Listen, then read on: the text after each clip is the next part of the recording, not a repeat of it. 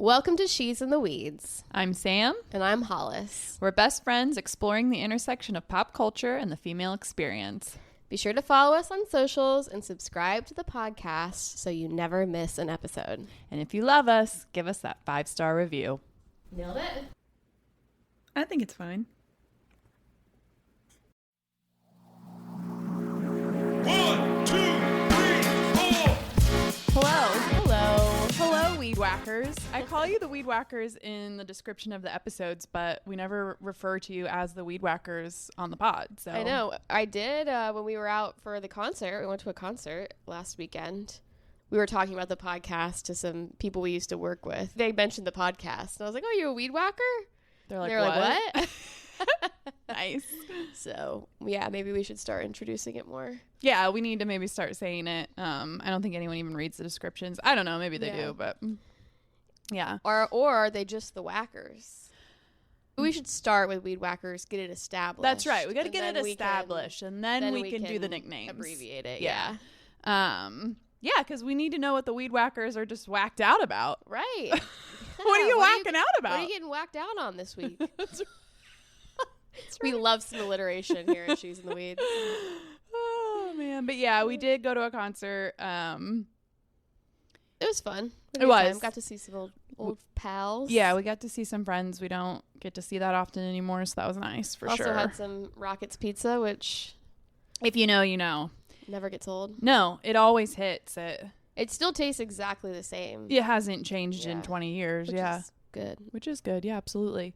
It was kind of funny, though, because Hollis just disappeared. I just assumed she was going to the restroom, and I waited a while. She didn't come back. So I was like, okay, I gotta go see where she went. She was next door at Rockets, which, if you're not from here, it's this tiny little pizza restaurant. Like, walk up to the counter, order a slice, sit down. And she was the only person in the entire place just sitting there eating a piece of pizza by herself. I actually had 2 giant pieces of pizza in front of me, just like, hey, all right. And I was like, yeah, I was having a good time. Then I was just like, man, I really just want to go sit down and eat. So I was having a good time until I wasn't. And then I needed to go. I was just like, I gotta go. Yeah. So I Irished goodbye. Yeah. Which I hadn't done that in a while. Right. Well, that used to be the only way you could leave the Bluebird. Yeah. Because if you told people you were leaving, they would try to make you stay and take shots. Yeah. So the only way to leave the Bluebird was to Irish goodbye. So yeah, it worked out. Because then I Irish goodbye'd on the rest of our friends. Yeah. But that's okay. It was like 11 something. Yeah, we actually stayed. I was surprised when you said we stayed almost the whole show because I thought I left before set break. No, it was. I was like, man, I am lame. This is really. Yeah. No, quite frankly, I think we missed almost the entire first set. Oh, yeah. Because the line was crazy. Yeah, the line was super long, and they played the song that I've been chasing for over 115 shows. In that first set, I missed it. Wait, they did? Yeah. You missed it? Oh, no. We were literally talking about that right before. I know. Oh, well. That's all right. Well, guess you'll just have to keep going to shows. I guess I'm going to have to keep going to one show a year for the next 50 years, and maybe I'll hear it. For the best. I mean, obviously... the horrors never cease, and the Epstein files have been released, and there's millions of documents, and they're horrific, and it wouldn't be She's in the Weeds if we didn't at least mention it. It's some of the most horrific stuff I've seen. It's just, the one thing I do want to say is that these men who are doing these things, they grew up in a time, a lot of them that are being named, when we didn't have the internet. Mm-hmm. And it really, really concerns me and we've talked about this before on the podcast with AI and, that show Adolescence came out. We talked about incel culture, and we talked about the manosphere and all of these things. And the fact that these men are doing these horrific things, and I understand that this is unsubstantiated, a lot of it. We don't know what's true, what's not, but the majority of this stuff is witness and victim deposition testimony. I'm sure that some of it is true. It's way darker and nefarious, I think, than a lot of us really could have imagined. It's horrifying, but I do say I'm not completely shocked. I mean, and I'm very much concerned for these young generation of men who are being raised on this AI internet content where it is the Wild West in the way that these images and videos are being generated and disseminated. And I don't know. It's very scary. So, yeah, I mean, I think, the most depraved part to me is like, obviously, pedophilia and abusing women, but the scale. I mean, just the more we learn about just like how deeply calculated and planned and the scale to which everything happened is just like, right. That's what's hard for me to wrap my head around. It's just like that someone could want to do that intentionally, and that they could pull it off for so long, and that how many people were complicit. It's mind blowing. And I have no doubt in my mind that all of it is exactly true. You know, that's the part that sucks, is that we're now in this reality where people are just going to, you know, claim that it's not true, that everybody has their own truth, and that like these things didn't happen, and that it's all political. And and it's just like, if this doesn't turn you against, if you had any hope that these people were not total monsters, if this doesn't do it for you, then nothing will. I know. And it's just not like, there's no hope, you know? Yeah. And it's not, it's people with power, period. It's not Democrats. It's not Republicans. It's not left wing. It's not right wing. It's not just anyone. It's people with power. Yeah. And it's mostly men. You know, that's not to say that there aren't women involved or women that know things. And, you know, I think one thing I will be very interested to see is, I think most of us can probably agree, and even before the Epstein stuff came out, that, you know, Bill Clinton has likely done some very nefarious things, and I will be very interested to see where Hillary stands on all of this. Yeah. I know, because like Bill Gates, his wife, I feel like that was a deal breaker for her. I think she's come out in recent interviews too, like, you know, I won't answer for Bill to what he did. Right. Bill Gates. Yeah. But, you know, she's made it very clear. A tale of like, two Bills. Yeah.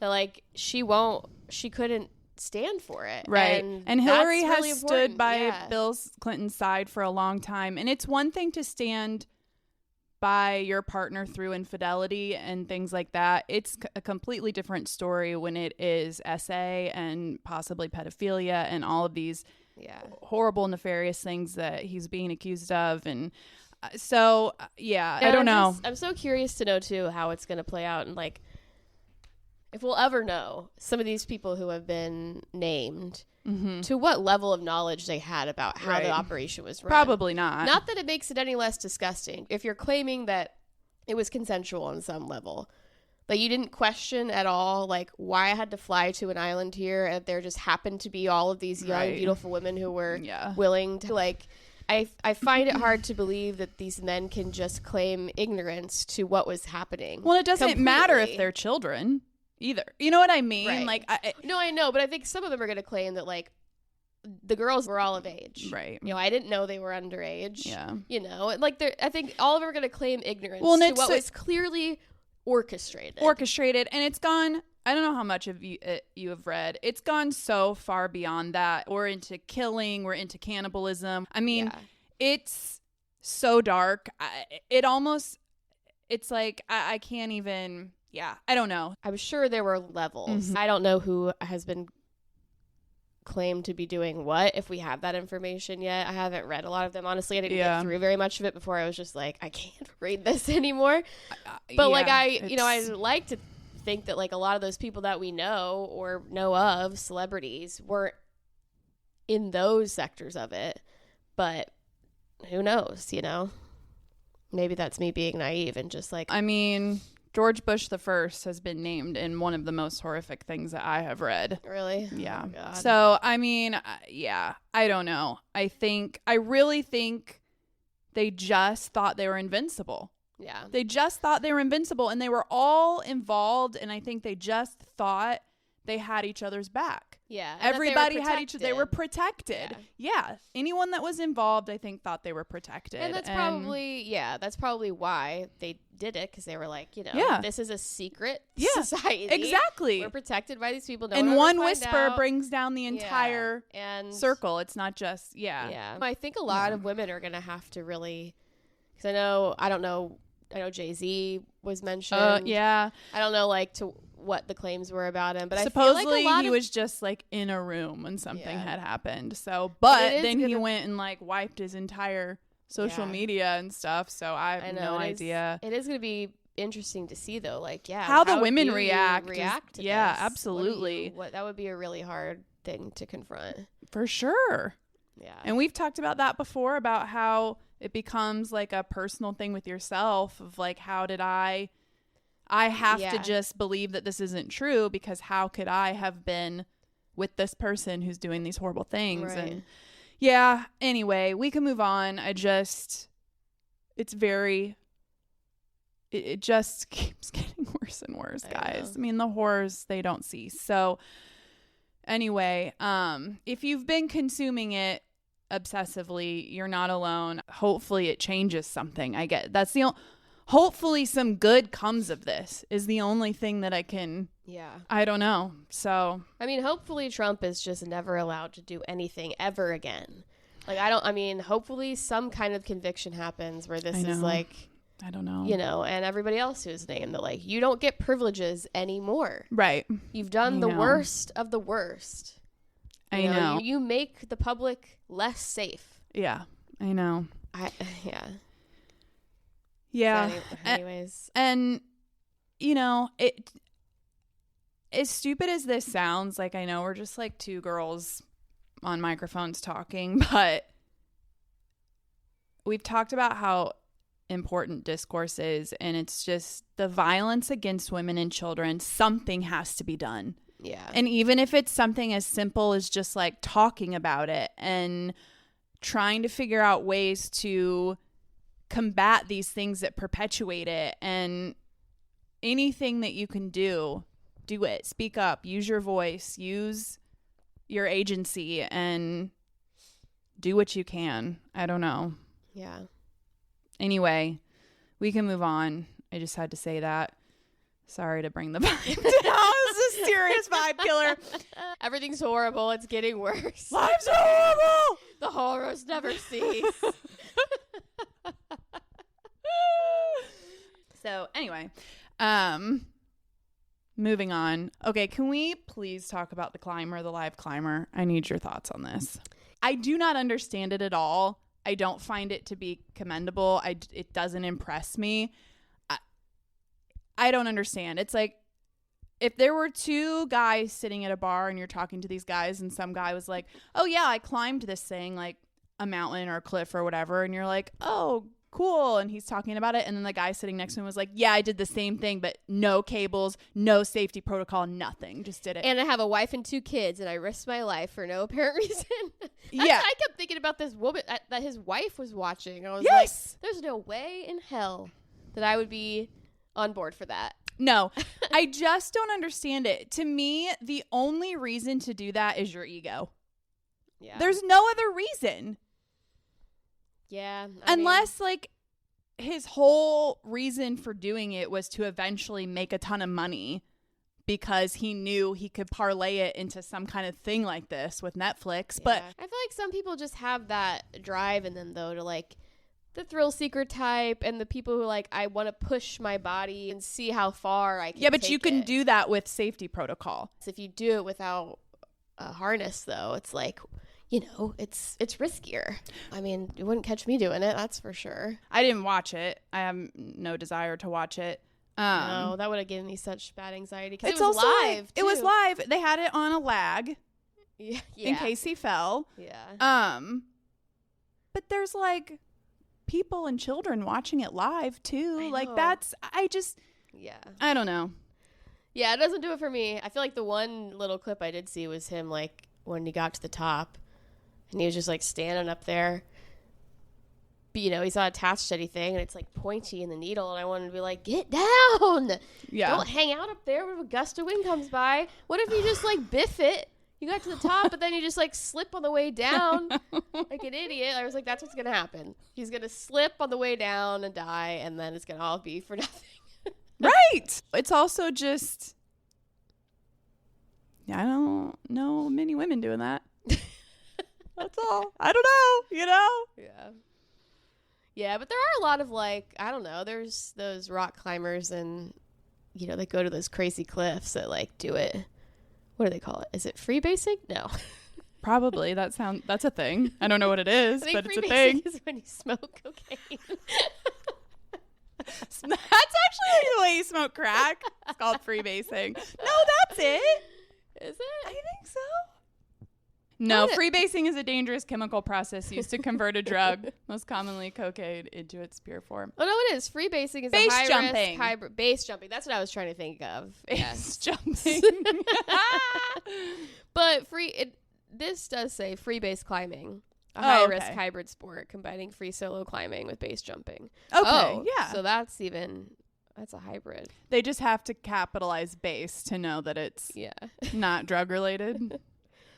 But yeah, I mean, I think it's all about, like, you know, the thrill of, like, the risk of it. Like, no, I get, sure. It's more adrenaline is pumping through your veins, like, because your life is at risk. Right. That, to me, though, it's a little different too, the whole thing being, like, televised. Like, these people aren't making money off of it, and, like, you know what I mean? Yeah, making a spectacle of it. Yeah. Yeah. It's a little... And I wonder why. I wonder if was it truly just like, hey, Netflix, like, this could make you a lot of money. Right. I don't know if that makes it stupider to me or almost, like, respect the hustle. Yeah.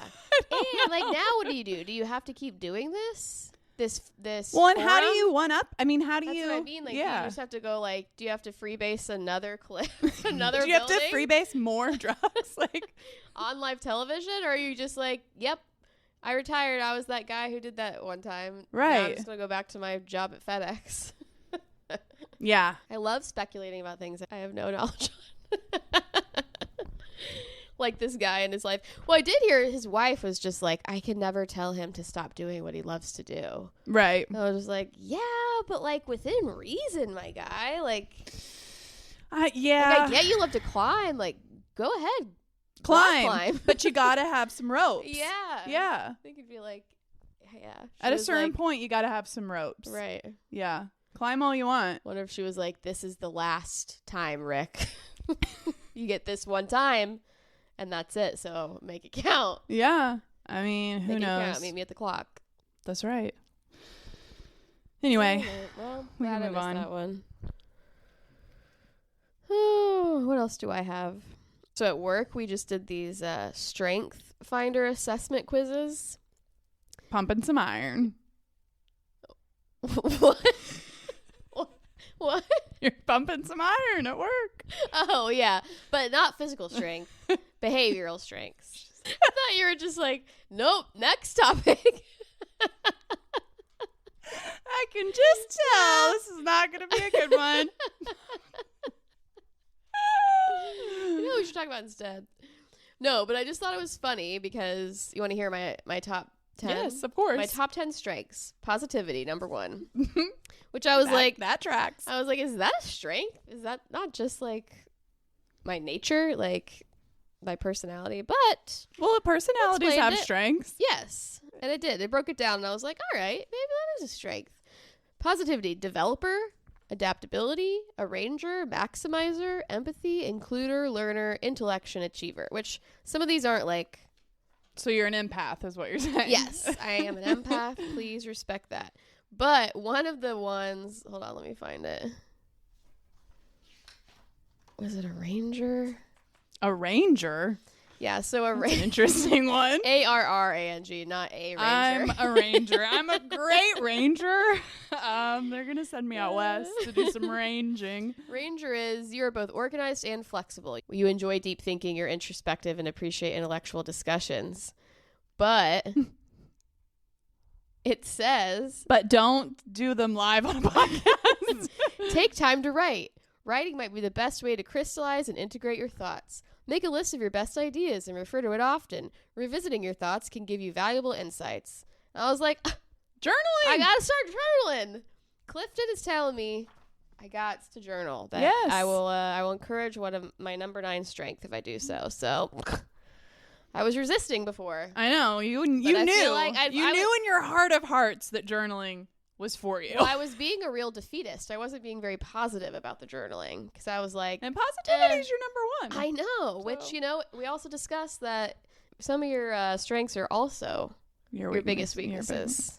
Yeah. So I can tend to be too positive sometimes. I can overdo it with the positivity. And underdo it with the journaling. Yeah. So I guess now you guys have heard it. You're going to have to hold me accountable. All right. To the journaling. Well, we're going to start a Substack where you can journal about the Okay. podcast. So Perfect. maybe that'll excellent. filter into your personal 'Cause I know life journaling. Everybody wants to hear all of my thoughts. Of course they do. Deep rambles. That's so. right.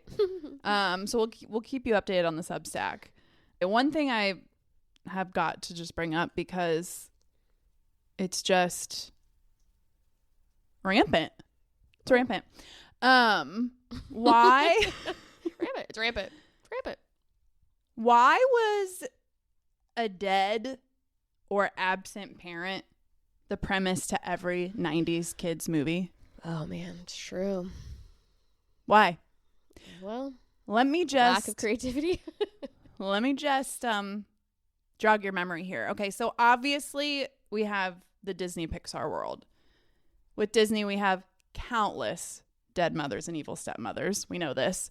Then we have Tarzan, orphan. Jungle Book, orphan. Lion King, Mufasa dies tragically. Nemo, mom dies tragically trying to save the eggs from a barracuda. Toy Story, where's the dad? Like, why does the dad have to be absent? He doesn't have to be. You could have the whole entire story with a dad. Princess Diary, father's dead. Okay. Homeward Bound, dead dad, new stepdad. My Girl, dead mom. Sandlot, dead dad. Parent Trap, we've talked about how diabolical that is. Jumanji, parents died tragically.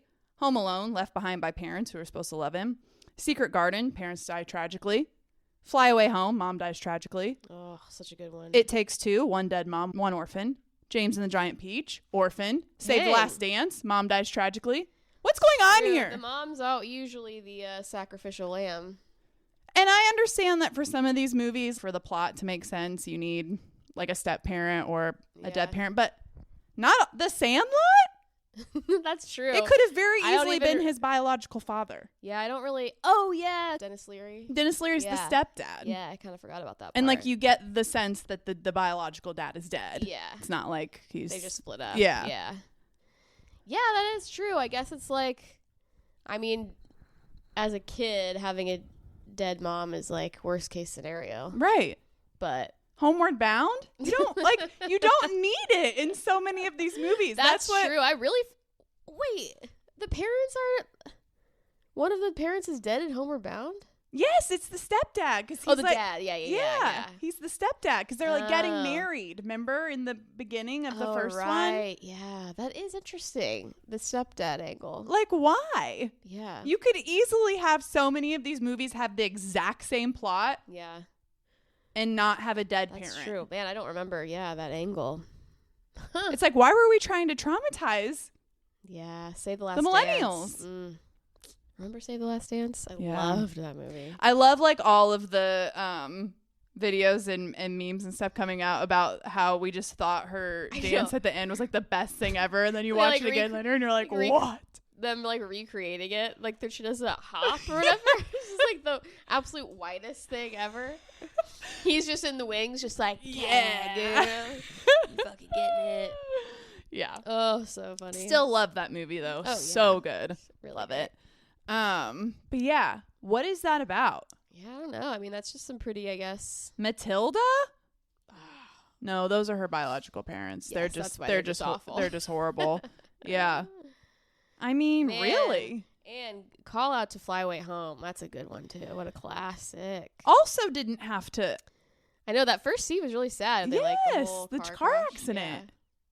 But I guess you have to set up, some emotional state where, she probably There has to be emotional turmoil? Well, because what kid would get that into geese if they weren't, dealing with something? I mean, if the geese imprinted on you? Yeah. It's not necessary. I mean, maybe it feeds it a little bit, but, it couldn't just be, No, I mean, it could. I think it just adds to the, I don't know. She needed to She needed the geese. She needed the geese as much as the geese needed her. 'Cause she was trying to fill the void of something that was, Yeah. And then her dad was sad because he didn't have a wife anymore. Jeff Daniels, right? Yeah. But that is funny that it's such a. It's all right, we're gonna write a movie. Mom dies. Yes. Scene 1. Scene 1. Now what's gonna happen? Orphan. How is the next? kid being orphaned before we start the movie? Great. Okay. Car crash or we don't say. What do we want to do? Yeah. Those are the two options. Oh my God. Anyway, so Good stuff. Good research on that. yeah, That's a good list. there's your 90s movies lore. The lore. Okay, I have one quick circle back. Okay. We talked about how Arkansas was such a forgotten state. Oh, right. And also hilarious that not only did I say Arizona when we were recording the podcast, I started the segment saying Arizona and had to start over. Then I also wrote Arizona in the description of the podcast, caught it later and had to change it. And then we had a friend of ours, a listener, message us and say she had a friend that went to Arkansas for college and she kept telling everyone it was Arizona. So apparently, Arkansas just can't be a thing even if it tries. Yeah. But I was wondering if this has something to do with it. It has no professional sports teams. Oh, yeah, that probably does. But then I looked it up and so do 23 other states. Yeah. But yeah. Well, I wonder if and that I has also- something to do with it. I wonder if there's anything to this theory. You can only remember so many states that start with the same letter. There's a lot of A states. There is a lot of A states. And maybe Arkansas Are is there the just most? Is A the most? Alabama. Sorry, this last time. Alabama, Arizona. The joke's tired on us. Alabama, Arizona, Arkansas, Alaska. 4? Is that it? Is that it? I think so. But still, that's quite a few. It's just once you get to the third, you're and whatever that other one is, I don't know. Yeah. Might be. But anyway, that's my circle back. Moving on. But keep writing in with your stories because we got a couple responses to the Arkansas. Yeah, I mean, it was, topic, it sparked some interest, or didn't. Yeah, So, we'd love to hear your thoughts on the fact that Arkansas sparks no interest sparks some interest. Yeah, exactly. There you go. Okay, can we do a quick reality check? Sure. Because I had not watched the third installment of the Salt Lake reunion. Oh, right. We need to talk about Bronwyn and Todd. Yeah. Obviously not shocked at all. No, not shocked at all. I Also, feel not shocked that conversation she had with Whitney was a little performative, which she admitted to. Yeah. That she was maybe not actually open to that. Yeah, I think that was everybody knew that, Bronwyn. I also feel she's that done was an that. ego thing, I think. Yeah, I feel oh, for sure. Yeah. And I didn't mean that in a you're lying way. It No, was no, I know. I feel bad for you because I feel you're saying you're okay with it even though you're not. You're not. Yeah. Just Because see you the don't want to same be made a face. fool of. You don't want to Yeah. be embarrassed. And because of what she said about how it was maybe a last gasp to Right. save her relationship. And maybe or there whatever. was a little part of her who was okay, maybe I'll consider this or Yeah. give it a shot when deep down it's not what she wanted to do. Right. But yeah, it's too bad, but also I feel she'll be fine without him. Oh, for sure. And I thought it was interesting how she said that, Todd watched all of it and saw how the fans and the audience kind of reacted to him. Yeah. And she was maybe being blamed for that a little bit.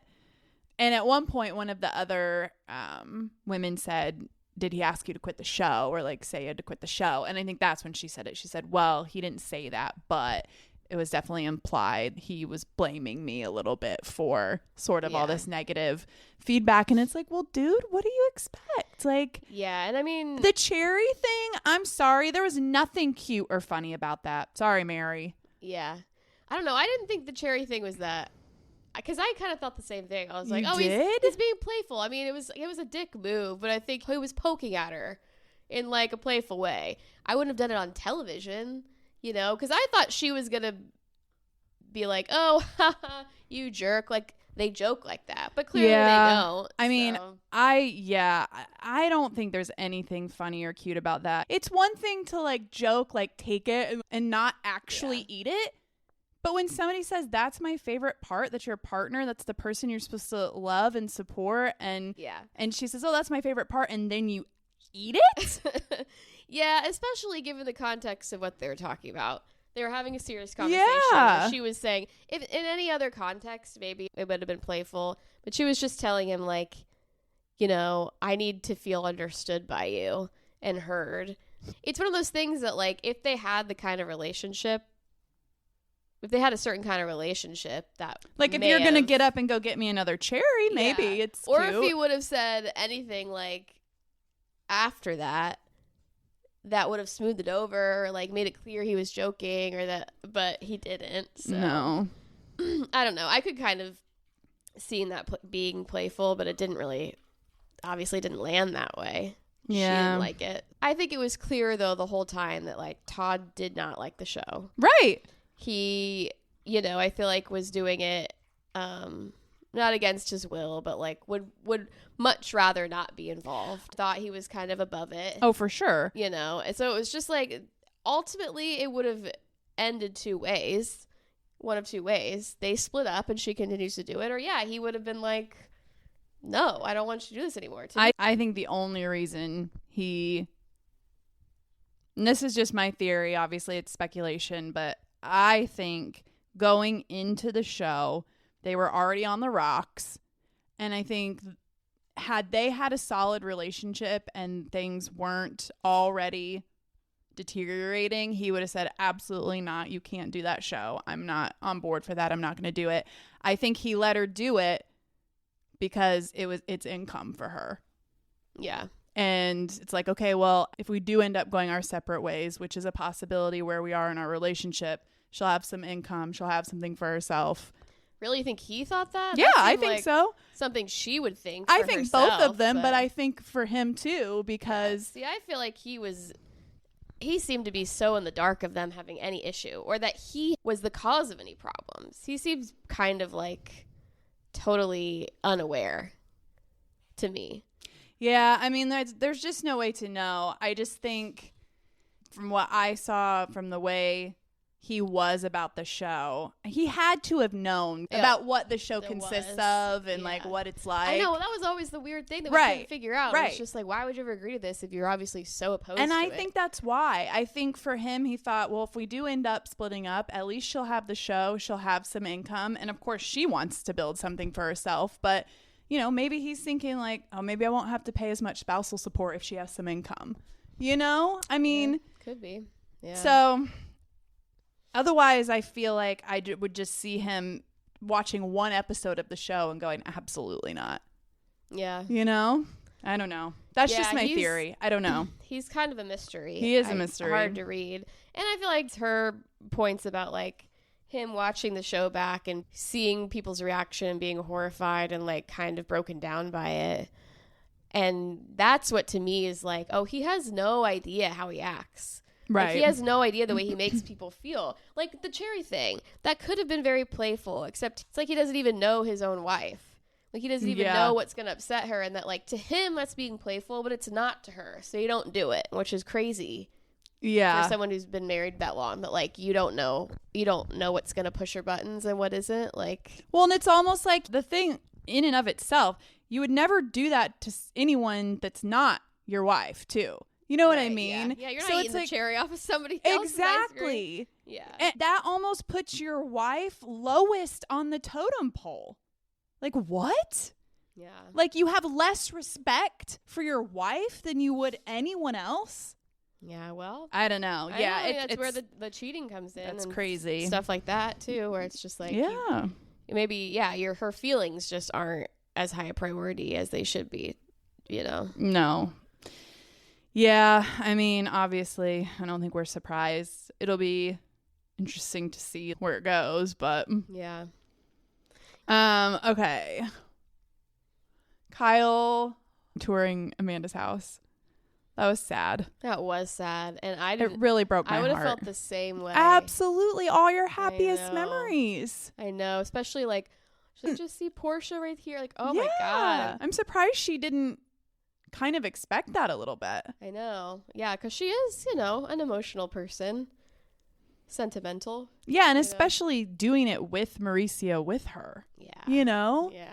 I know. And you could tell she was genuinely taken off guard. Though, Oh, yeah. And embarrassed. Yeah. And he was just like, sad. Why are you sad?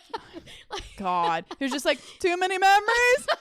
Oh my God. Such a dude reaction. I feel like Mauricio's always like that. Just like, what's wrong? Why would you possibly be emotional about anything? Classic. What else? What else is there? Southern Charm birthday dinner. Yes. I mean, just get it together, dudes. Like, it's I just really mind blowing. It kind of is. I really do feel like Craig and Austin hate each other.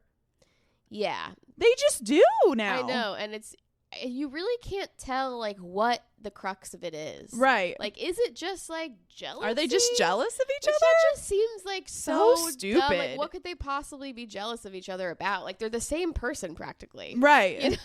Like I they live the know. exact same life basically. I don't know. Oh, I'm sorry, but Sally with the chickens, she doesn't want them now. I know. She went and got chickens I know. because Craig told her to, and now No, yeah, because she didn't want chickens. No. She just wanted an excuse to hang out with Craig. stupid. And then she thought they were going to get married. And they Don't would get raise, animals for boys. She thought they were going to get married, and then they raised the chickens together. He would do most of the work. Ridiculous. Do not And 3, not just one. get animals for chicken, boys. 3 chickens. Yeah. It's not a small amount of chicken. Stupid. Yeah. And the Charlie thing. Oh, Craig and Charlie's date. Yeah. It's just Come like, on, girl. That's not over. Sally's definitely still harboring some resentment about that. Yeah, for sure. But now she's on Austin. I know. I do feel bad for Austin's girlfriend, though. I know. Oh, and I kept seeing people talking about this podcast interview Austin did with like yes. are they from Salt Lake or Utah? Those 2 interviewers, like a couple. No. So Nick Vile, it's the Vile Files. Oh, okay, yeah. He was a bachelor. He was on The Bachelorette, I think, Oh, and then he he became yeah. a bachelor. Gotcha. Then that's his wife. Okay. Yeah. I know people were all up in arms about like they're like, you're here to talk about the show, I know, but first let's talk about that crazy shit that happened with your sister. Yeah. And you could tell. I don't know if I would have thought too much of it, except for seeing Austin just being like, oh, did I just relive the most traumatic moment of my life? Yeah, it was that one particular question when they talked about it and then it was like time to move on, and Natalie, his wife, was like, so like, what was this cliff? Oh, yeah. Like kind of gossipy and like wanting him to like describe it or something. Like, Yeah. what more do you want him to say? You know? Right. It was just a very Really bad unprofessional, taste. in bad taste moment. Yeah, Yeah. people really go hard on them. I don't listen to it unless they interview somebody I want to hear. And it just depends because they do a lot of reality TV of stuff that I don't watch. So it's only when they interview Bravo people that I want to listen to. Like I listened to that one. Yeah, I don't know. They have a lot of fans. Like a lot of people listen to it, but people really go hard on them too. Like And a lot of people really don't like him and say he's Yeah. like a misogynist and all this stuff. I mean, I don't know. I've never really gotten that from listening to it, but again, I don't listen to it that often. So I don't think he's the best interviewer. He definitely likes to listen to himself talk.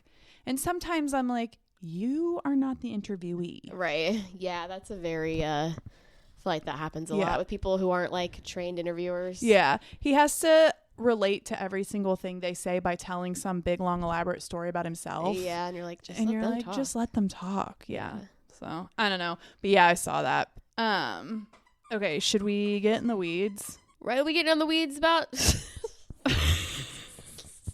what are we getting in the weeds about today? So we said we were going to be less cringy about I know. introducing things. That was more cringe. No, so today's weeds topic, it's an interesting one because when we decided to do it, surprise, surprise, we didn't know anything about it. And now we do. But we like to do pop culture archives topics where we talk about movies that we kind of grew up with or different like pop culture moments from our coming of age time. So we were like, let's do Fast Times at Ridgemont High. And neither one of us knew that Cameron Crowe wrote the book and the screenplay, and that he actually went undercover in a high school in Southern California when he was 22. I mean, I knew he was a journalist, but I didn't know he had written this book. And he went undercover as a journalist, and that it's basically a true story. Now, obviously, the names have been changed and, you know, not all of the people made it as characters into the movie, but it's real. Yeah, see, I think I had heard something about that lore, but I think in my head, I thought it was Sean Penn went undercover to study the Spicoli character.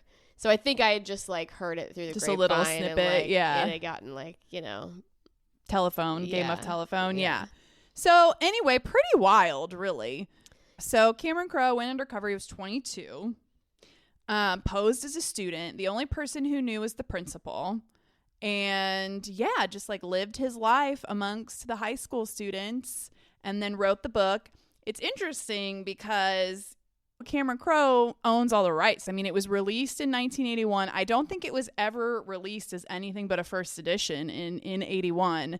And he owns all the rights to it. It's not been printed since. It doesn't really circulate. It's a collector's item. It's hard to find. It's very, very expensive if you do come across one.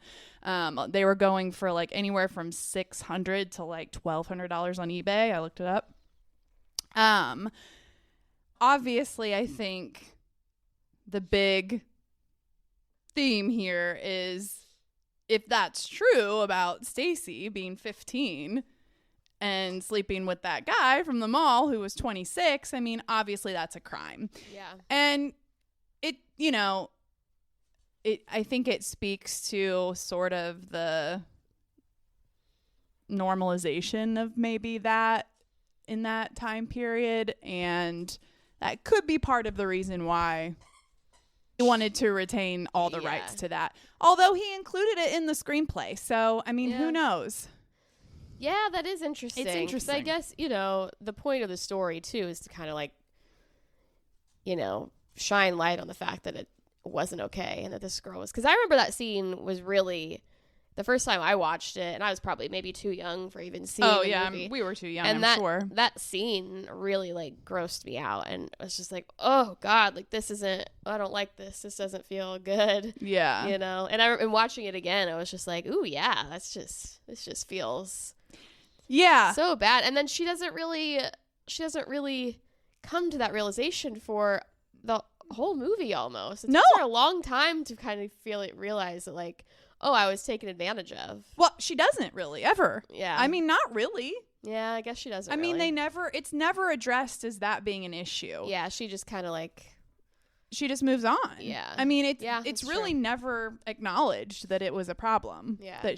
Now obviously they know that she needs to lie to him. Yeah. Which she, you know, says that she's 19. Yeah, no, you're right. She just kind of moves on because she was like, oh, he's ghosting me. He's not interested anymore. Right. Yeah. Because it's not that like she came to any realization that like he took advantage of her. Right. Yeah. The only kind of realization I feel like she comes to towards the end is more about her interaction with Damone. Yeah. You know, and how, which she does stand up to him in that last scene where he's like, this was your idea, you wanted it, and she's like, no, take that back, you know. And I think there's a little bit, I mean, she doesn't really say anything about it, but there's an air of not necessarily regret, but just that maybe that wasn't. I learned a hard lesson. Yeah. And that, like, I was naive before. Right. And trusting. And then I learned the hard way that, like. Yeah. But yeah, there's never any kind of acknowledgement of the. True. And it's also kind of insinuated from the other friend characters that, like, that's normal. What you do. Yeah. Go after him. Like, you lie about your age so you can hook up with older guys. Yeah. So anyway, I am curious to know, like, why he wants to retain all those rights to the book, but clearly he included it in the screenplay. It makes me wonder if there are other things in the book that he didn't include in the screenplay. You know what I mean? Yeah. Which obviously have not read the book, and it's not something that's easy to get your hands on. I was kind of surprised because I knew it was directed by a woman. Yes, Amy Heckerling, who directed Clueless. Yes. And I'd watched it, but I hadn't really done research on the production of the movie when you were like, yeah, Cameron Crowe wrote and directed it. I was like, I just assumed the screenplay was written by a woman. By her, yeah. But yeah, it was kind of like, oh. But then it was like, oh, well, of course, a man wrote this. It's written from a man's perspective, 100%. Sure. Yeah. But makes it interesting that she directed it. Yeah. And I wonder what her thoughts were about, like, all of these scenes of, like, what perspective she was coming from. Of, like, oh, I need to handle this in a way that kind of, like, you know, the female character's emotions and feelings are what we're focusing on. Yeah. I know. And it's, you know, usually when we do these episodes where we talk about a movie or talk about songs or whatever it is, we're approaching it as fiction and how that fiction informs reality, right? And so when I saw that, I was like, well, that changes the angle because this is supposed to be accounts of like what actually went on. Now, obviously, we don't know how much of it is dramatized or fictionalized to like make it more interesting, and it's also written from the perspective of a man. Yeah. And so it's hard to know like how much to change the angle. So I don't know. Let's just kind of go through the different scenes from the movie and sort of just what our thoughts were. Okay. And I'll be honest, I watched the movie, took all my notes, then did the research on the movie itself. So like all my notes are as if it's fiction. Yeah. You know what I mean? Yeah. Well, that's okay. So, yeah. But I mean, it still is. It's still, like you said, we don't know exactly. Yeah. Okay. So first and foremost, the cruising vessel is the worst nickname for a car of all time. I just have to put that out there. It's terrible. It's not clever. Yeah. No. Also, I did not remember, and like, why would you? Because he's in it for like 2 seconds. But Nicolas Cage. Oh, I know. Being in it. Yeah, it had been so long since I'd seen it that there were a lot of things where I was like, oh my god, I cannot believe that he was in this. I know, for like the small amount of time. Okay, so yeah, I didn't remember that. Okay, so when they're first telling Stacy that she should take the table, and Linda, her friend, is telling her to go talk to him, she says, just look him in the eye, and if he says anything even remotely funny, just laugh like you've never heard anything so funny and smile. Yeah. And it just like plays into the whole idea that, you know, it's all about us drawing them in. Yeah. And like pretending that they're funny and smiling, and no one's ever saying that to a man in a movie. Right. No one's ever saying, oh, pretend she's funny and smile. Cater to him. Do men think that's what women do? Like, do the men think we really have these conversations? Or is that like, I wonder if that's really something he heard exactly girl is talking about. I know. Yeah. And because I feel like that's something we see in movies and television a lot. I'm thinking of a scene in another movie where they're like, oh, pretend like it's funny. Oh, Yeah. Clueless. Yeah. Yes, It's like, Ty. where she's just laughing hysterically. Yes. So yeah, it makes me wonder because we've never had that conversation. No. We've never been like, pretend he's funny. But we're hoping that he is funny. Yeah. But I don't know. I feel like growing up, it's almost, you don't need to be told it. It's almost insinuated that like, when, especially younger girls, that like, yeah, you're trying to be bubbly, lighthearted, everything's great, you're the best, you know, Yeah. appeasing. Where it's just like you see women do it. Yeah. You aren't necessarily Talking about it but or talking about it amongst yourselves. Yeah. Yeah. Okay, let's see. So then Stacy says to Linda at some point, you're the one that told me I was going to get a boyfriend at the mall. Mm-hmm. Okay, so women get a job to get a boyfriend. Yeah. That's why we're here working at the mall, to get a boyfriend. Right. And then they're talking about, this was interesting to me because this was, late 70s.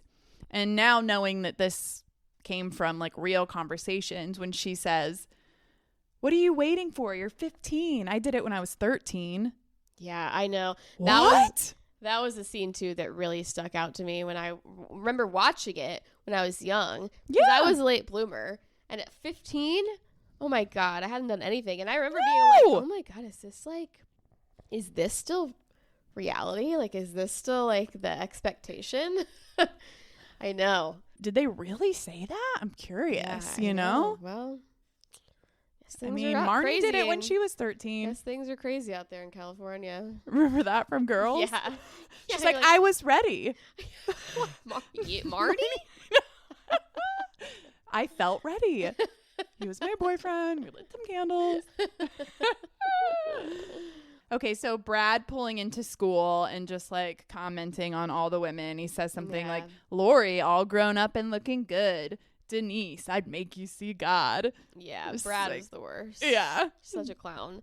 It's also funny to me too, just like and I don't mean to get too bogged down on like looks, but it is just so funny. You see this, I think, very often, especially in teen movies and just, rom-coms, movies in general, that like the women physically, I feel like, are so much beautiful, better looking than the men that they've decided are like the popular good looking versions of each other. Yeah. Which like makes you just wonder, like, it's Sex in the City all over again. Like, who is casting this? Is this really, but I mean, it is kind of representative of real life where I feel like women are held to like a much higher standard physically than men are often. Yeah. It's always just like, I'm having a hard time buying this though. Right. But I mean, that is pretty typical for Brads of the world to just be like a regular dude who just like thinks he's God's gift to women. Yeah. Brad was funny. His scenes delivering food too were some of my favorites. Yeah, I mean, Brad's comic relief. Yeah, for like, sure. Not necessarily him, but like what happens to him. Yeah. the situations he finds himself in. He's the close talker too in Seinfeld. Oh my God, I forgot all about that. Yeah. I know, I was trying to think if I'd like seen him in anything else. I know. Not much. No, he went on to really, be the close talker. Jennifer Jason Leigh's really the only one that I've seen in anything recently. Yeah. I'm pretty sure Linda, right? Linda? Yeah, she was in Gremlins. Yeah, and I think she's married to Kevin Kline. Oh, is she? But I think I read, because I just watched Gremlins this Christmas, and I think I was reading about it, and that like she kind of retired from acting. After that? She's just like, I didn't want to be in the famous limelight. Yeah, I love Gremlins. It's so good. Okay. So the conversation at lunch, of course, where they point out the Pat Benatar lookalikes. And then Stacy says, do you think guys find that more attractive? And then Linda says, oh, Stacy, please, you're so much prettier than them. And then she says, yeah, I know, but you think they'd be better in bed. And then Linda says, what do you mean better in bed? You either do it or you don't. So I feel like there's a few things happening there. One is that not only do we have to be pretty, but we're also expected to be good in bed when, like, what does that even mean at that age? You have no idea what that even means. And we're also expected to be pure. Yeah. you know? Yeah.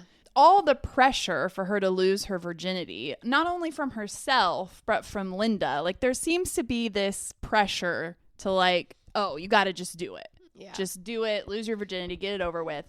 Where does this stem from? And I also feel like it kind of relates to those scenes in Clueless where her and Ty and Dion are sitting at the table and Cher says something and Ty's like, oh, I'm not a virgin. And it's like she says it like it would be a bad thing if she was. And she's only 15. Yeah. And then Cher says, you say that like it's a bad thing. It's interesting because it's giving this idea that women think it's a bad thing to be a virgin or to be inexperienced with men, yet the opinions of men in the patriarchy are completely opposite.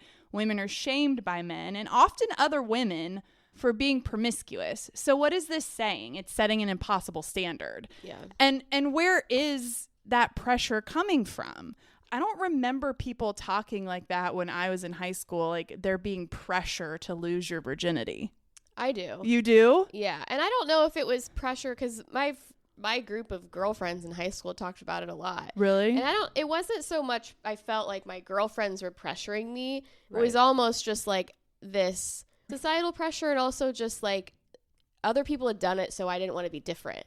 Okay. You know, or it's just like, oh, well, both of my friends have and I haven't. So what does that say about me? Right. Does it mean that I'm not desirable? Yes. So that like I'm not even included in the group of people that are desirable by men. Like, okay. Yeah, it was more like that because my friends were good friends. It's not like they were ever like, you right. should really be having sex. But yeah. It was like, you really need to get on the train here. Because there is something about like a societal insinuation that like you've had sex means that you've been desirable at least by one person. Yeah. So if you are by one, then you have the potential to be desired by anybody. But right. It is a weird thing where it's like, why does that act make that?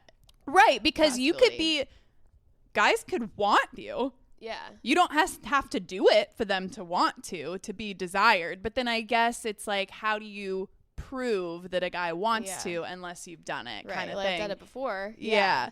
It's almost like a strange rite of passage. And like, do men have the same feeling? Oh, I think it's even more pressure for them, don't you or think? Anything else in boys' life? I mean, I would imagine that there's pressure from peers for men. Yeah. Like, obviously can't speak to it from a personal experience, but I would imagine they dig at each other a little bit about it. Yeah. Whereas girls, I don't think are doing that, but I mean, there is like verbal pressure from Linda to Stacy in the movie. And I'm curious, like, I wonder how much of that is projection from him writing it from a male perspective about female characters, or if he really heard conversations like that. Yeah. Or how much of it is just individuality of like, of certain girls who are probably pressured into doing it way too early are now pressuring others because they can feel like, yes. Yeah. Because I won't feel so othered. I won't feel so alone on the other side of this if I can convince and pressure all my other friends to, be like me.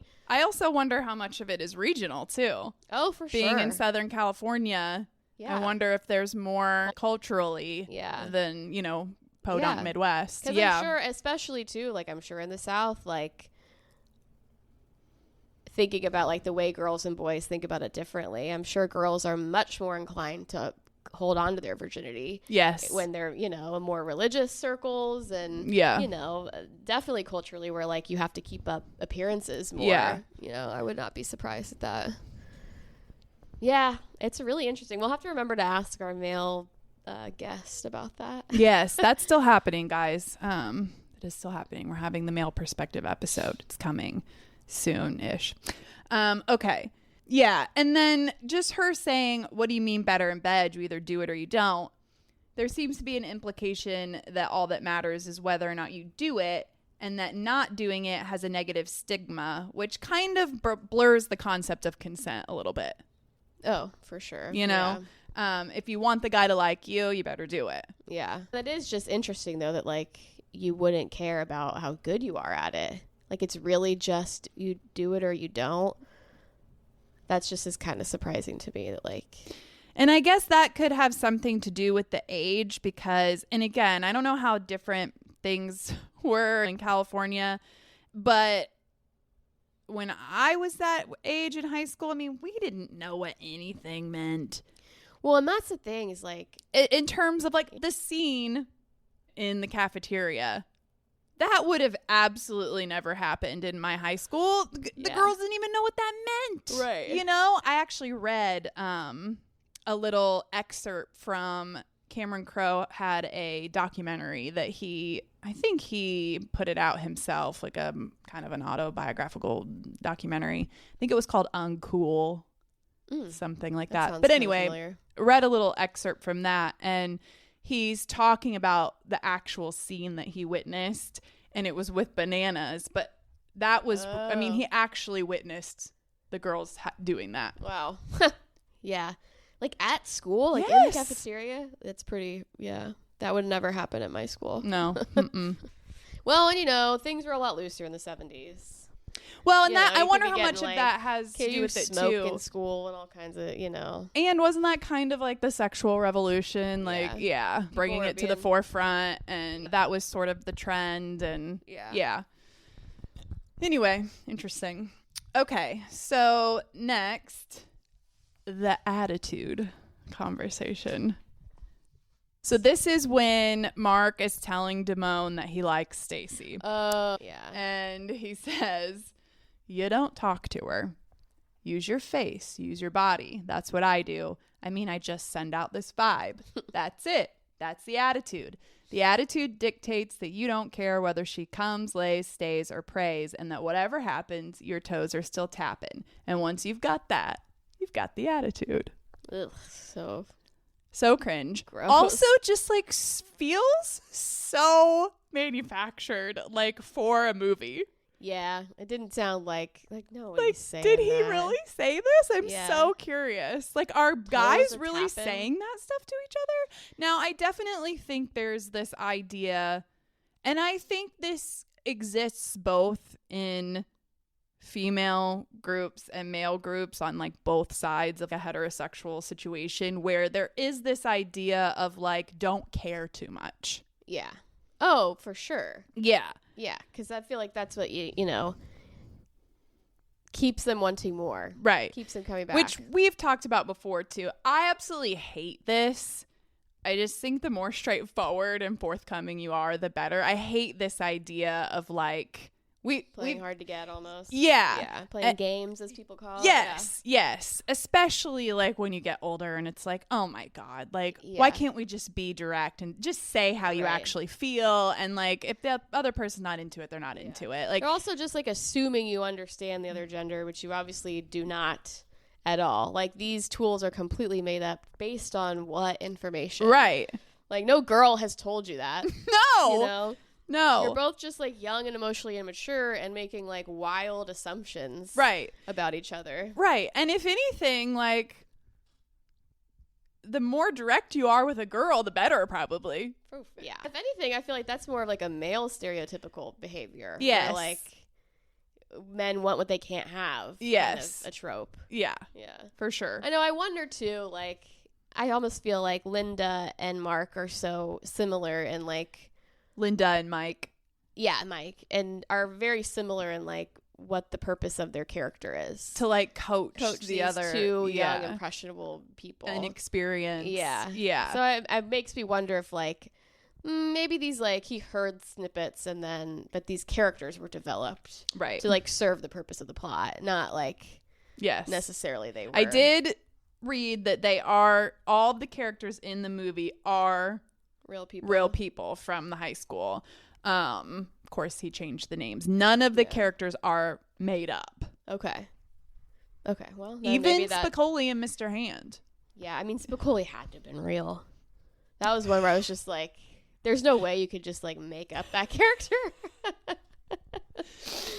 Well, I guess that theory is kind of shot, but I mean, maybe they were like real people. But just, not. like, I mean.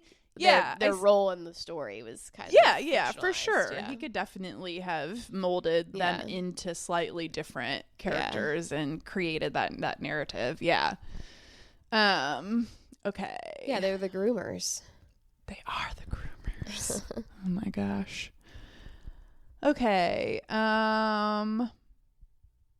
Okay, so when Mark and Damone are at the mall and Mark's about to approach Stacy, and Damone says, I mean, who is she anyway? She's a waitress at a pizza parlor. Look at you, honor roll, assistant to the assistant manager of the movie theater. If this girl can't smell your qualifications, then who needs her anyway? And here, to me, qualification seems more like entitlement.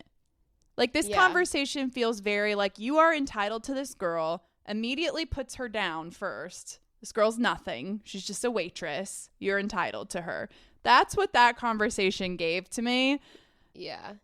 Also, she's in high school. Like, he's talking about them like they're adults with careers. Right. Like, you're all the same because you're all the same age in high school. Like, right. Yeah. It is kind of just a trip. Like, his character definitely. Is he in the movie? He doesn't go to school with them. He's older, right? Damone? No, he's in school with them. Yeah. Okay. For some he reason seems like older because he's scalping those concert tickets. Yeah, I guess maybe his character. Yeah, he just thinks he's like older and wiser. Than he might be older. Yeah, like I think maybe Stacy and Mark are freshmen. True. And Mike is like Linda's. Like him and Linda are older, like upperclassmen or something. Yeah, it's just so funny. He's talking to him like they're adults and not. Well, they kind of. Yeah, I mean, the whole movie they kind of act like they're adults or like no one's putting other people down for their jobs in high school. Right. Yeah, exactly. Yeah, like we all work at the movie theater. Right. It's like the only jobs we can get. Exactly. And like the whole thing too with Brad and his job, like being a it's manager, like his whole doesn't know future. how to do anything. Yeah. He's like supposed to be 17. Right. Yeah, I know. Which again is also kind of like a reverse stereotype because I feel like that's often what women say. Where it's like, he doesn't even have a job. Like, you're so much more successful. Like, women often require men to be more successful than them. Right. I haven't heard very many men be like, she's just a waitress. very good job. Yeah. Yeah. I know. Interesting. Okay. The 5-point plan. So this is when Mark and Stacy are going to go on their date. Oh, yeah. And Mike's giving him the 5-point plan of like making it a home run. Yeah. So he says, first thing, you never let on how much you like a girl. So, okay. Mm-hmm. You know, don't let her know you like her. He's been preaching that. Yeah. You always call the shots. Okay. Kiss me. You won't regret it. Ugh. Gross. Okay. Thanks. That's non-consensual. Huge red flag. Huge red flag. Act like wherever you are is the place to be. Isn't this great? That's what he does. Isn't this great? Order for her, so speak for her. Yeah. And then play side one of Led Zeppelin 4 so you can make out. All right, don't hate the last one. No. I know. It's just like, it very much sounds like his alcoholic father has told him all of these rules. Yes. You know, and now he's just like regurgitating what some idiot had told him. No. Not based on the reaction of any females. No. Yeah, because then we find out that he hasn't ever don't we find out in the end that he has not really been with anybody? I mean, you could surmise that from their interaction. Yeah. From their rendezvous. Yeah. Yeah. So that's, I think, with the Big assumption. talk. Yeah. Yeah. So they go on the date. The whole thing happens with the wallet. Mm-hmm. Then they go back to Stacy's house and she immediately goes and changes into a robe.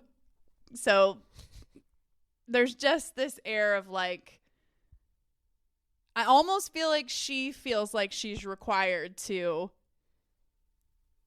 be this way with him. Yeah. You know what I mean? There's this expectation. Yeah. So they go in her room, they're looking at a photo album, they start to kiss a little bit, and I think because Mark likes her, he's like, or he's just not ready, whatever, and he leaves. So then her and Linda are talking about the date, and she says, Mark Ratner doesn't like me. He shows absolutely no interest in me. When all he did was not sleep with her. He asked her out. He took her on a date, accompanied her back to her house. He showed a lot of interest. But because he didn't want to be physical with her, she's like, he hates me. He doesn't like me. Well, yeah, because we've been taught that like that is really the only thing men are interested in. Right. And if they don't go for that, then they're not interested in you. Yeah. Right. Because there's nothing else to be. Yeah. There's nothing else interesting about a woman. Right. So, I mean, I very much felt that way as a teenager. Yeah. I mean, yeah. No, I know. And I feel like we've talked about this, and this has been portrayed even in Sex and the City when Carrie and Aiden first start dating, and she like freaks out because they'll be kissing at the door and he leaves and he's not sleeping with her. And yeah, I mean, I definitely think there's this idea that a man is not going to move slow. Yeah. It's like if he's not physically engaging with you, he doesn't like you. Right. Something's wrong. Yeah. Because even if he didn't like you as a person, he would still want to sleep with you. Right. So, like, if he didn't want to sleep with you, then he really must not like you. Right. And that's something that, like, follows you into adulthood. For a long time. Yeah. Yeah, that one's hard to shake. It's subconsciously communicated to you. You observe it. You know, men make jokes about it all the time. You overhear things. And then, I mean, I never had a Linda directly tell me those things. Right. But you know, it's picked up on. And yeah, that one is hard to shake because I feel like I was probably, you know, into my 20s where I was just like, yeah, I definitely felt like there were expectations of me for sure. And I definitely felt like oftentimes if a physical interaction happened, then it was just like, okay, well, it's probably not going anywhere after this. Because, like, I just kind of assumed all men just wanted to hook up, and that was it. Yeah. It took some convincing for me to think that anyone was, like, really into me. Right. And wanted to date me. Right. And I feel like there's this duplicity, too, of, like, feeling like, well, you can't do it too soon because then they're going to lose interest. But then if it goes too long without that being pursued, then it's like suddenly there's something wrong. You know what I mean? It's like this double-edged sword of like, well, what is it? Yeah. You know? I know. And I feel like when I was young, it was always like, yes, you need to have sex. You need to, you know, it's expected of you. And then you get to an age where it's like, yeah, but you don't want to be a whore. Yeah. So it's like that, like you're talking about. Where it's like it came in stages where it was just like, you learned these different things at different times, I feel like. And then, yeah, it became so confusing because it was like, just like you said, it was like, okay, well, how do I know? Right. And people telling you, be? well, don't give it up too soon. Don't give it up on the first date or he's going to lose interest. You got to make sure you got to really reel him in. But then if a guy wasn't showing interest in that way or wasn't trying to pursue things to that level right away, you started to feel insecure, like he doesn't like me. Yeah. I mean, it's very complex. The complexities are complexing. They're so nuanced. Okay, Mike and Mark surprising the girls at the pool. Showing up unannounced again implies a sense of entitlement. We're entitled to be here whether they want us to or not. And it is interesting because the girls kind of look at each other like, what are they doing here? Yeah. And they're just like, okay. Ruining our pool day. So I think the moral of the story is nobody likes surprises. Don't surprise us. So then Stacy asking Linda, do you always climax with Doug? And she says, yes, I think so. He's no high school boy. It just shows she doesn't even know. She has no idea what it means. It's also possible she's simply lying about their encounters altogether. Yeah. Like, has she even done it at all? Right. We come to find out that a lot of them are, you know, yeah, they're all just making stuff up. Right. Yeah. That's another thing that's so interesting in regards to this whole like pressure of losing your virginity. Like, yeah, how much of it is even real? Yeah. And how much of it is just manufactured because, yeah, people want to fit in. And shame. Yeah. You know, they want to avoid feeling shame around doing it and shame around not doing it. I know, you can't win. So, yeah. Yeah, you really can't. Okay. Okay, so Mike banging on Stacy's locker to get it open. And that's when she kind of decides that she might be interested in him. You can kind of tell. And then in the next scene, she's fantasizing about them getting married and writing Mrs. Stacy Damone all over her notebook. Classic, yeah. Which is another one of those where I'm interested now that I know what I know. Did he actually see her doing that? Or is that just a projection of his own stereotype of, oh, she's interested in this guy now, so of course she's going to fantasize about being his wife? Yeah. after one Yeah. encounter. You know what I mean? Right. Yeah, that's hard to tell. Yeah. That's a good question. Okay. So obviously then Stacy and Mike have their little rendezvous in the boathouse. And yes, you can easily come to the conclusion that Mike is not probably as experienced as he may have led on to his old buddy Rat. The socks. Gross. Oh, it's so foul. It's horrifying. Yeah. And yeah, I mean, I watched this movie pretty young. Yeah, me too. I remember being kind of scarred in certain things. So Well, like, yeah. Because also you're like, just like, ew, is this what it's like? No. no, like horrifying. Yeah. And then she's just like laying there, I and then she's know. just like, bye. I know. I'll never forget her like body posture. Yeah. When it was just being like, oh, she's so vulnerable and uncomfortable. And uncomfortable, like Yeah. just like what just Yeah. happened. Okay. And you wouldn't just go to your friend and be like, what the hell? Oh, Like, I know. Have you been lying this whole time? Well, like, yeah, and that's what made me think too about the whole Linda like lying about because then she does say like, how long does Doug take? And Linda's like, 20 to 30 minutes, Yeah. 30 to 40 minutes. yeah. And yeah. then she's like, how long did Damone take? 15 to 20 minutes. Yeah. And it's like, yeah, they're just All full of lying shit. about everything. Right. And it's like, yeah, it's almost like you're embarrassed no matter what. Right. Yeah. Like there's no You're just waiting for someone else to confirm you. Yes. Yeah. Okay. Okay, so Stacy telling Mike that she's pregnant. And he says, how do you know it's mine? We only did it once. And she says, I haven't been with anyone else. I know it's yours. And then that's when he says, Jesus, it was your idea. You wanted to do it. You wanted it more than I did. And good for Stacy. Yeah. Saying, no, take that back. And he says, all right, I take it back. And then he says, we got to take care of this. We got to get an abortion. It's simple. It's no big deal. Of course, just like telling her what to do. Yeah. And she said, yeah, I got that plan. It's going to be $150. And he says, I suppose you want me to pay for it. And she says, half, okay, and a ride to the clinic. And he says, $75 and a ride, okay. And then, of course, we all know he does not take her. She gets a ride with her brother and then runs across the street. And then her brother sees her and he waits for her outside the clinic. Yeah. Just a real scumbag. Yeah, and a hard scene to watch at whatever age. Like, yeah. I don't think I knew about abortion really, or like I can't remember. not in any real capacity. I just definitely remember seeing that scene and thinking that didn't happen to people that age. Yeah. But obviously we know it Right. does. So yeah, I mean, pretty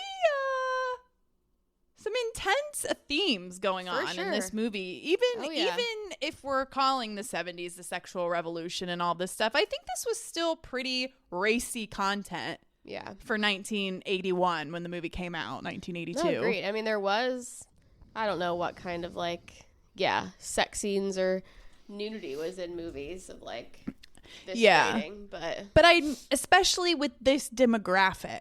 yeah. I mean, it's With high about high schoolers. school kids. It's obviously being marketed to high school age kids. Like Right. that's the demographic that's going to be watching it. Yeah, it's not a lighthearted high school movie. Like it's, No. yeah, No. they really tackle some serious stuff. Yeah. Yeah.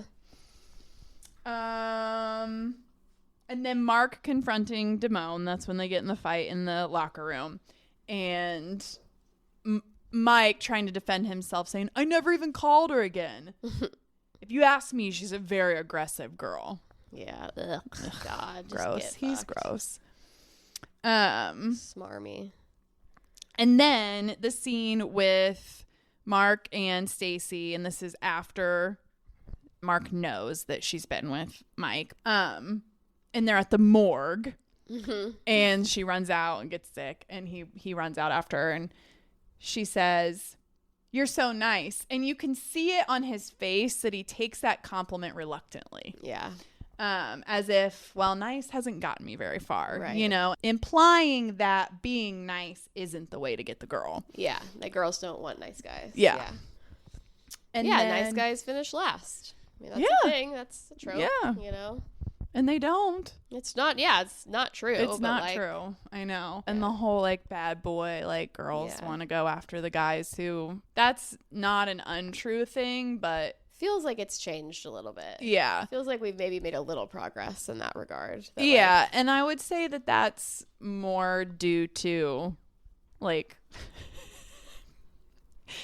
interpersonal relationships and maybe mild to severe trauma that people have experienced when they go for partners who truly are treating them poorly. Right. You know what I mean? Yeah. Yeah, because there's like the whole bad boy vibe, but then it's like there's a spectrum of like, oh, does he just like have tattoos or is he Right. You know what I Yeah, mean? yeah. Yeah. Is he a criminal or does he just have a wear sleeve? backward hats? Yeah, exactly. Okay. And then Mike apologizing to Mark at the dance, and Mark says, I know you can't help yourself. You're just lewd, crude, and obnoxious. Mark is like kind of joking, but he's also like kind of saying, yeah, you're a dick. Yeah. And Mike is kind of acknowledging it. Right. And that's like the last scene between the two of them. Yeah. So Yeah, I mean, somewhat of a resolution, I guess. About as good as you're going to get with high school boys. For yeah. sure. One of my original thoughts, and this was before I watched the movie again, I mean, kind of the entire theme of the movie is like getting self-worth and validation from the attention of men. And it is interesting, you know, that it's written by a man, and we don't know how much of it is actually stuff he witnessed and how much has been fictionalized. And then I ended up like not following through with this route, so I'd have to like find more examples. But the themes highlighted through the men's relationships is like more like there was conflict and there was resolution, whereas the entire theme of the female friendship was the men. And it's not that it wasn't the girls with the guys, it was about how to get the girls, but there was also more of a theme of their friendship. Where they had a conflict and a resolution, whereas the girls, all it was talking about the guys. Yeah. There was no focus on any other part of their friendship. Right. You know what I mean? And I feel like we see that. I feel like it's a common theme in movies, especially rom-com type movies or movies where it is sort of like teen romance movies. Mm-hmm. You know? Yeah. And I'd have to find more examples to substantiate that, but I know it does make you think, like, or just because oftentimes men are the ones writing the stories and they just, women are just so reduced to nothing but sexuality. Right. And they're just there to serve that purpose and push that narrative, and that, like, yeah, their relationships and their true feelings don't really matter. Yeah. That, like, Cameron Crowe wrote this and he was probably writing from a male perspective, so he gave them more. Or is that what he truly witnessed? I mean, yeah. I don't know. I'd have to look at some other examples to see if that's really the case, but I don't know. I was thinking back to some other similar type movies, and it just, because I often feel like in real life, it's the opposite. I feel like women's relationships often go much deeper. Oh, most definitely. You know, and friendships go much deeper, and we talk about real issues, and the guys are kind of the ones just like talking about nothing and like whatever, staying shallow. We get upset with each other, we just punch each other, and then everything's fine. Or they just don't even get upset with each other because they don't confront each other. Yeah. But I feel like a lot of times in movies, it's like the women's friendships revolve solely around the men. That's all they talk about. That's all you see them trying to do is get the boyfriend. But it is, you know, even in rom-coms where women are the protagonists and the stars of the movie, it's all just about finding a husband, finding true love, the love story. Right. You know, I feel like that just like bleeds into everything, where it's just like, yeah, well, women's main purpose in life is to find a mate. Right. It's like they may be the more emotional ones, but they're not more complex in their stories that they need told. Yeah. Yeah. Yeah, I don't know. I'll investigate that a little bit and see if I'm just making that up or more stories about female friendship is the moral of the story. Absolutely we do. Yeah, that's right. That's why Girls was so revolutionary. Amen. Yeah. Yes. Amazing. And The Craft. And The Craft. That one didn't turn out so great for the No, friends. Light as a feather, stiff as a board. Light as a feather, stiff as a board. Yeah. So anyway, that's our breakdown. Yeah, it was pretty good. I feel like we went pretty in depth. Yeah. And I mean, if you knew about that, sorry that we're just like so behind. But yeah. Also, if you didn't know, you maybe also didn't know that Almost Famous, which he also wrote the screenplay for, that's an autobiographical movie about him being a journalist for Rolling Stone in the 70s. I did know that, which, man, the guy's had an interesting life. Sure has. Yeah. Most of his other movies, not so great. What are his other movies? Like Vanilla Sky, Oh, yeah. which was really weird. That was a weird one. What else? If you haven't seen Fast Times for a long time, I highly recommend a rewatch too. It was good. Vanilla Sky, Elizabethtown. Elizabethtown, that was decent. It was okay. We Bought a Zoo. I never saw that. Wait, Jerry Maguire? Oh yeah, Jerry Maguire. Jerry Maguire was awesome. I forgot he did Jerry Maguire. That was a Yeah, I classic. did too. All right, well, should we grape it? Yeah. My gripe is going to when you're getting up off the couch to go to bed. You're so tired. Can't wait to crawl into bed. And then you remember that you washed your sheets. Oh, no. And they're either in the washer or the dryer. But regardless, you have to put a new set of sheets on your bed. Yeah, that is the worst. There's nothing worse. That's very And I bad. will say, possibly one of the greatest perks of being coupled is I will text my husband and go, "Can you come help me do this, please?" Oh, that's nice. Yeah. Yeah, because there's something really frustrating about getting the fitted sheet on, folding it, and Yeah. wrestling it onto your mattress. Now, I can show you how to fold it. Yeah. Oh, yeah. Have you I've mastered perfected it. I feel like I've watched the video where it's like, grab these quarters. What the heck? But I feel like I can never really. You can't do it? I mean, maybe I've just never really tried that hard, but It works. It's That's also the hack. hard for me to like. I don't have an you arm don't have the span. wingspan. Yeah. Yeah, you got to have the wingspan, I guess, especially for those king size sheets. Yeah. That's the thing too. Like I have a king size bed, and yeah, you really need a two lot. people. Yeah. Really do. No, I agree. My gripe goes out to the fact that there aren't any fucking parking spots in the Kroger right now because of the snow. Yeah, the snow is really affecting the parking spots, even Yeah. here at your apartment. I know. It's just the snow in general. Enough is enough. It's Just been be here done for with it. weeks at this point. Yeah, really over it. But especially in the parking lots. Yeah. Sorry, I shouldn't have used the F-bomb there. That's okay. This is I was if just you're really a family upset member, you about it. probably shouldn't listen to this episode. Sorry. Yeah, that's And a the park- valid gripe. And the I park feel like you. a mile away. No, I feel you. We're ready. And then for it to be nobody's gone. pulling in all the way to the parking spots No. because there's snow. So then you're driving up and you're like, All the oh, butts are sticking out. butts are sticking out, and then you think there's a spot, but it's not. It's just It's the a other trick. part. Yes. Yeah. Ugh, You know. man. No. It's really, really annoying. It's very upsetting. It's a Yeah. problem. Yeah. Okay. My grape is going to my poultry shears. If you don't have poultry shears, I highly recommend it.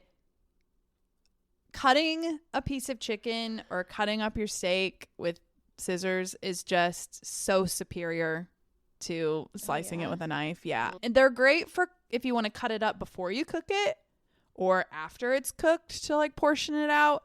When I make smoked sausage for my kids, you just cut it up into pieces right into the pan to sear it That up. does sound easier. Guys, it's an elite experience. I highly recommend. So poultry shears, and it works for all meats, basically. They just call Yeah, them poultry shears. They just call them poultry shears, I'd love to but get some. they're essentially meat shears. Nice. Yeah. I'll have to check that. Check it out. Awesome. My grape goes out to a freshly sharpened number 2 pencil. Been a while since I've experienced that. Me too. And the person I took over their desk at work left a pencil sharpener. That was a weird sentence. Also, it's just like, it's giving like elementary school. What are you talking about? No, well, that's the thing. Like, I haven't used this pencil sharpener since I started working there. Why does this person have a pencil I sharpener? don't know. I mean, I haven't used a pencil in a very long time, especially not a wooden pencil. Right. Usually mechanical, but even those I think are annoying. But she had a pencil in the desk, and I was like, I'm just going to sharpen this up. And it was nice. Was it? Writing with it. See, I love a mechanical pencil. Do you? Yeah. Yes, specifically with 0.7 lead, the thicker lead. Oh, yeah. Yeah. It really gets me off. I love it. I mean, writing with a mechanical pencil with 0.7 lead, there is something about that just is so satisfying to me. There's something about the way they smear and like, this is going to sound kind of nuts, but there's like when the lead flattens and there's like a sound it makes when it scrapes on the like a squeak? Yeah. Yes. Oh, I can't stand it.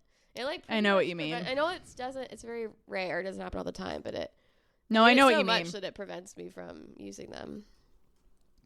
But And I feel like, and I know you'll understand this, there's something about the way my letters flow with a mechanical pencil and just a pencil in general. Yeah. That the aesthetic of my handwriting is so much better. Yeah. I will say there is something very different in writing with a mechanical pencil that can be good. Yeah. No, I get that though. I feel like my letters are like taller and more elegant with a mechanical pencil. And like somehow it's easier for me to write more uniformly. Yeah. I really have to try with a pen. Whereas it just flows out of the tip of that 0.7 lead. I don't know, man. 0.7 specifically. Yeah. Yeah. Good to know. 0.5 breaks too easily. Yeah. Yeah. You can't get too thin. No. You got to be able to put a little pressure. That's right. Yeah. Nice. Well, I know what I'm getting you for your birthday next year. All right. Great. Thanks for being here. Good chat. All right. Bye. Bye.